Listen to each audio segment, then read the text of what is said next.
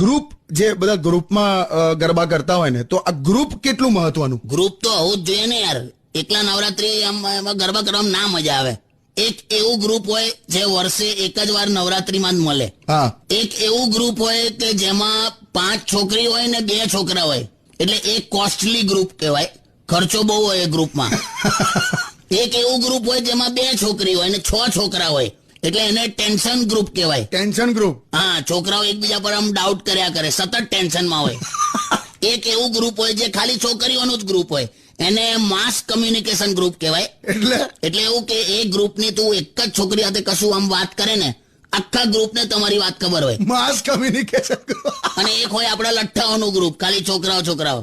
એમાં તો એકથી એક બધા નંગ હોય. કેવું? ગ્રુપમાં કોઈ એક જણે નવરાત્રીનો ઉપવાસ કર્યો હોય ને, તો ભાઈબંધો 2 જ વસ્તુ સમજાવે કે ઈંડું નોનવેજમાં ના આવે અને બિયર દારૂમાં ના આવે. ગ્રુપ જે બધા ગ્રુપમાં